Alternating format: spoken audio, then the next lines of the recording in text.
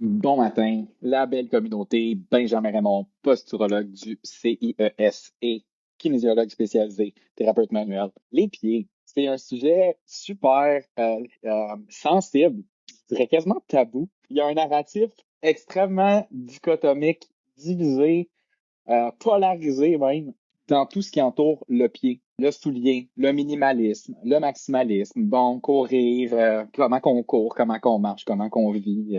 C'est-tu rendu dangereux être nu-pied? C'est-tu comme dangereux être en soulier maximaliste? Je vous explique mon point de vue du point de vue de la posturologie. Est-ce que c'est bon? Est-ce que c'est mauvais? Je veux pas rentrer nécessairement dans ce discours-là, mais quand on veut faire de la posturologie, quand on veut reprogrammer notre système postural pour améliorer l'équilibre musculaire au niveau du bassin, au niveau des épaules, quand on veut avoir une belle posture, hein, quand on veut optimiser la façon dont notre corps se positionne naturellement, sans forcer, sans avoir à y penser tous les jours, les fameuses chaussures. Pourquoi est-ce que dans le protocole de posturologie, je suggère très, très, très fortement à mes clients à transiger vers une chaussure minimaliste? Il y a trois critères ultra importants pour qu'un pied puisse bien transmettre l'information au cerveau. À la base, le pied, c'est un des capteurs les plus importants en ordre d'importance pour que le cerveau puisse savoir où est-ce que tu es dans ton environnement. Évidemment, tu es sur tes deux pieds, right? Donc, tes pieds vont avoir une empreinte au sol. Il va avoir une proportion de ton poids qui va être idéalement égale entre ton pied droit et ton pied gauche pour que ton équilibre musculaire en découle quelque chose de pas pire équilibré. Jusque-là, on se comprend. Si tu as beaucoup plus de poids sur le pied droit ou sur l'arche externe ou sur le rebord externe du pied droit versus le pied gauche, ça crée évidemment une torsion. Tu sais, mets-toi debout en ce moment si tu ne me crois pas, puis force ta cheville à aller vers l'intérieur d'un côté, puis à aller vers l'extérieur de l'autre côté. Qu'est-ce que ton corps a le goût de faire? Qu'est-ce que ton bassin a le goût de faire? Comment est-ce que tu te sens au niveau de tes chevilles, tes genoux, ton bassin et ton dos? Ben, on dit souvent les pieds, c'est la base, hein, c'est le fondement de la pyramide, c'est l'infrastructure, là, c'est la fondation. Oui, mais notre corps se repère dans notre environnement avec les yeux, right? Les pieds, le système vestibulaire. Hein, on a tout un schéma là, de où est le corps, de où est-ce qu'on situe nos segments par rapport aux autres, qu'on appelle la proprioception. Puis les pieds, là, la peau du pied particulièrement, là, je vous montre ma main, là, mais imaginez que c'est mon pied. Puis l'étirement de la peau du pied, elle est sensible à, si je me souviens bien, c'est-tu 1 millième ou 1 centième de millimètre?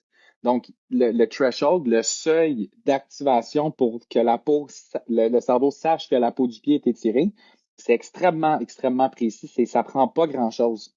Euh, et même les chaussures minimalistes, ne peuvent s'empêcher de mettre ce qu'on appelle une semelle de confort. Hein, voyez-vous le dénivelé au niveau de la semelle ici, c'est pas grand-chose. Mais ne serait-ce que 1 millimètre, puisque, là, je viens de le dire, le pied a une sensibilité à l'étirement euh, au niveau de la peau, au niveau des récepteurs de la peau, à 1 centième ou 1 millième de millimètre. Là. C'est extrêmement fin. Fait que quand tu me fous un antipronateur dans une chaussure ou dans une orthèse ou peu importe, qu'est-ce que tu fais pour être plus confortable au niveau de ton pied? Ben, après ça, tu es peut-être plus confortable sur le moment au niveau de ton pied. Ton pied, il est peut-être mieux positionné, right? Parce qu'il est compensé, mais ton bassin, il est asymétrique. Tes épaules sont asymétriques. Tu as une bascule, tu as un enroulement. Tu es comme, est-ce que c'est normal? Est-ce que c'est sain? Puis encore, est-ce que c'est souhaitable d'être déséquilibré au niveau musculaire si c'est pour que tes pieds soient plus normales, tu sais, plus positionnés optimalement? Fait que pour moi, ça fait plus de sens. Ça a jamais fait vraiment du sens avec moi. Fait que quand j'ai entendu parler de la posturologie, quand j'ai compris comment fonctionnait la semelle de reprogrammation posturale, quand j'ai compris pourquoi une chaussure pouvait être meilleure qu'une autre pour accompagner mes clients, dans le fond, dans leurs objectifs de mieux-être, de réduction de douleur, d'optimisation générale du corps, ça fait vraiment du sens. Fait que là, jusqu'ici, je vais parler des trois critères. Je vais vous rappeler les trois critères qui font en sorte qu'une chaussure minimaliste est, est bonne. Fait que, il n'y a pas juste les petites chaussures LED, il n'y a pas juste les chaussures de clown qu'on peut porter, on peut avoir un soulier habillé aussi. Moi, c'est le soulier que je préfère. C'est de la compagnie Saguaro. Ouais, j'ai pas mal juste un zéro chose, puis toutes les autres, c'est des Saguaro. Premier critère, j'arrive. Le, la largeur de la boîte à orteils, le toe box, l'avant-pied. Il faut que les orteils puissent respirer. Il faut que les orteils aient de la place pour bouger, pour s'ancrer dans le sol, pour pouvoir vraiment comme avoir une espèce d'environnement navigable. Et la façon de vérifier si on a assez de place dans le soulier d'une manière générale, je fais une petite parenthèse, il faut rentrer le talon du pied, pas de la main, mais du pied. Et il faut que les orteils aillent l'équivalent d'un doigt d'écart entre, puis là, dans le fond, mettez votre pied au fond de la chaussure, par-dessus les lacets, par-dessus le soulier. Et si vous voyez que vos orteils sont proches du bord ou même dépassent, t'as pas assez de place dans ton soulier. Tes souliers sont trop petits ou tes pieds sont trop gros. Hein, c'est une façon de le voir. Je te dirais que c'est plus facile d'acheter une paire de souliers un peu plus grande que de faire une réduction de longueur d'orteil ou une chirurgie pour comme aller limer tes os. Right? Là, évidemment, je déconne, mais un doigt d'écart, c'est la distance idéale pour permettre aux pieds de s'expansionner. Puis tu sais, on le sait, là, tu commences ta journée, t'es frais, fraîche comme une rose, puis après avoir été de longues heures assis, debout, blablabla, tes pieds vont peut-être un petit peu enfler, right? Fait qu'il faut qu'on garde un jeu pour cette expansion-là qui arrive, dans le fond, en fin d'après-midi ou en soirée. Donc, premier critère, largeur au niveau de l'avant-pied, grosseur puis optimalité, en fait, en termes de pointure de chaussure. C'est pas compliqué, surtout les femmes, vous êtes toutes avec des souliers trop petits. Genre 98% des gens que je vois que j'entreprends en posturo, je suis comme, mais tes pieds sont prisonniers, man, genre, t'es-tu agoraphobe, genre? T'es comme t'aimes ça, être vraiment comme coincé dans tes pieds? Bref. Fait que premier mythe à déconstruire, les pieds doivent être confortables. Deuxième, une semelle très mince, idéalement 3 millimètres. Là, on le calcule pas au millimètre près, là, nécessairement. On s'assure puis on fait confiance un petit peu que la plupart des chaussures minimalistes vont avoir une semelle qui est assez mince.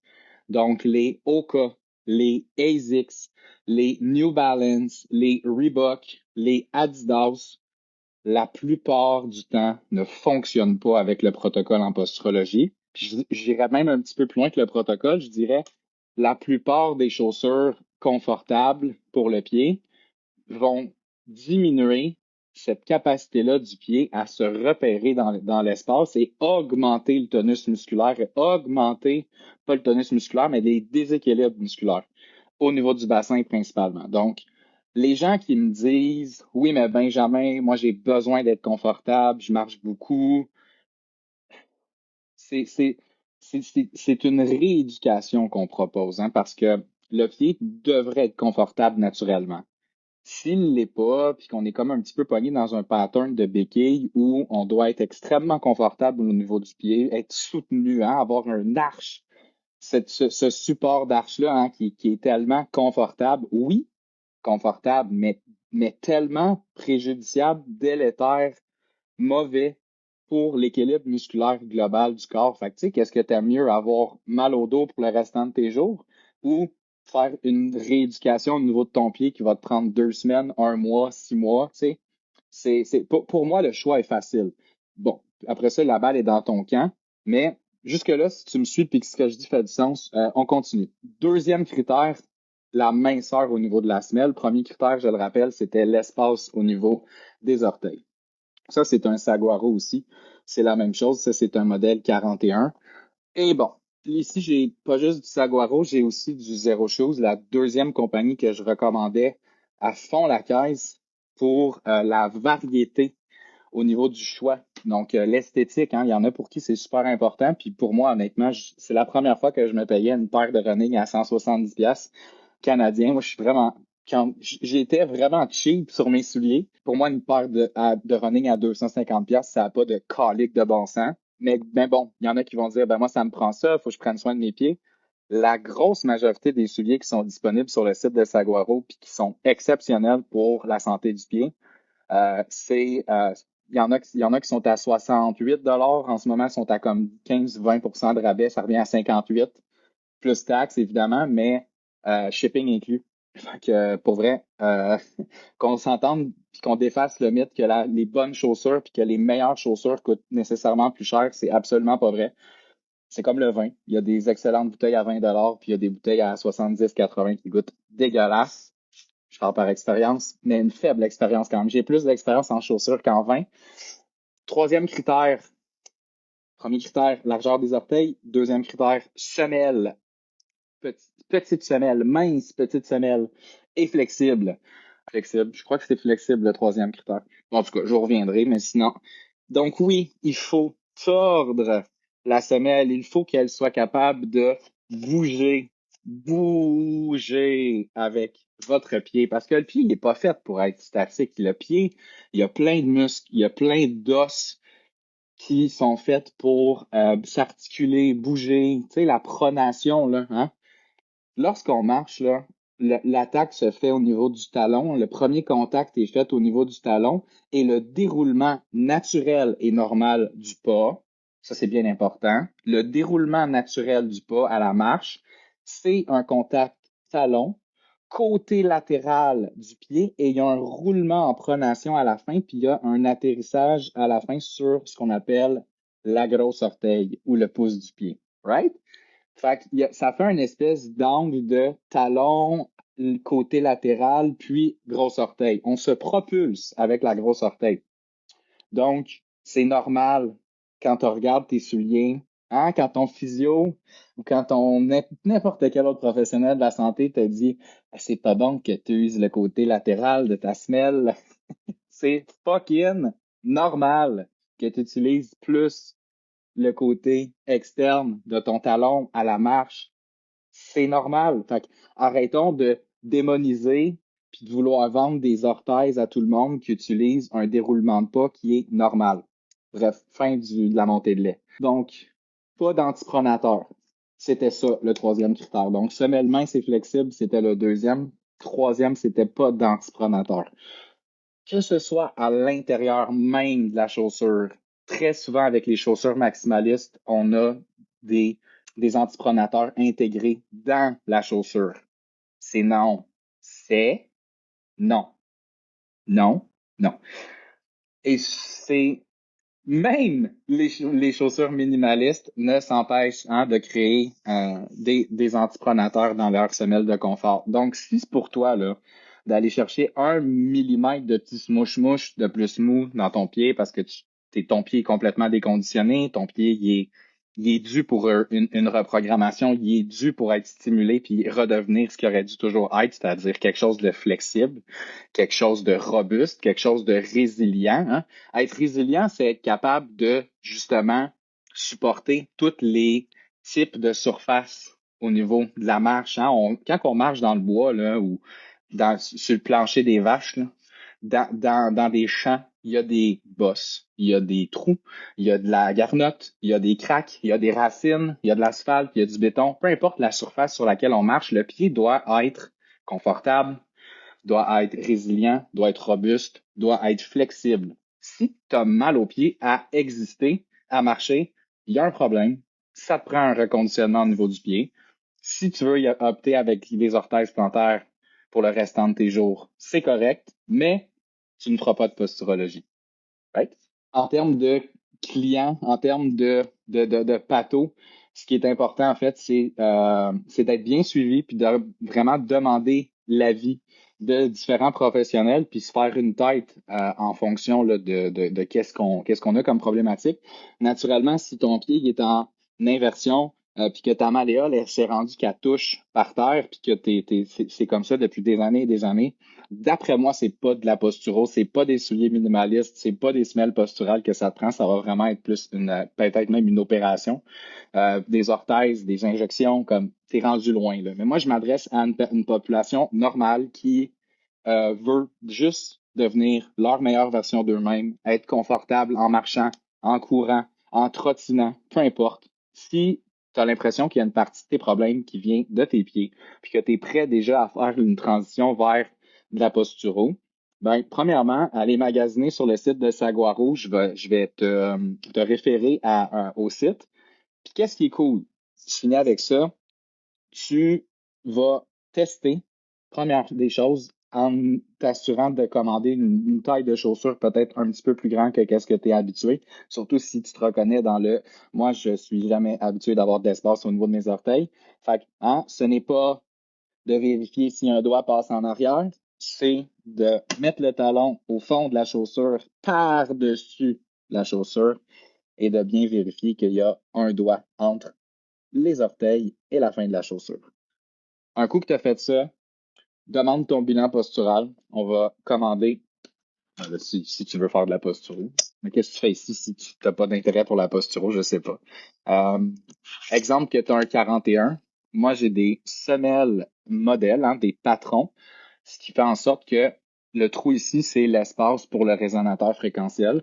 Donc, lorsqu'on commande une chaussure et éventuellement une semelle posturale, on a de la place pour le résonateur.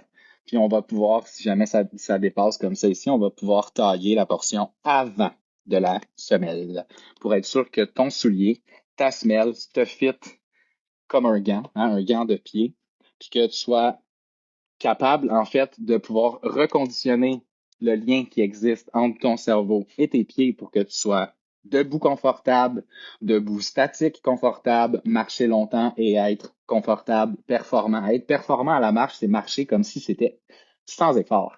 Et c'est normal de marcher sans effort. Tout ce qui est pas marcher sans effort, non, c'est pas normal. Donc, si tu as des symptômes après avoir marché longtemps, si tu as des symptômes après être debout longtemps, on peut reprogrammer ta posture, on peut t'aider à mieux gérer ce qu'on appelle la gravité.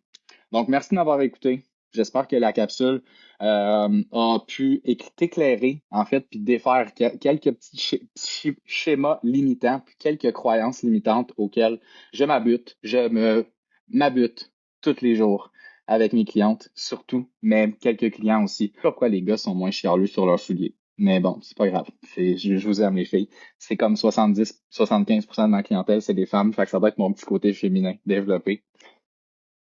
Bonne journée tout le monde. À bientôt.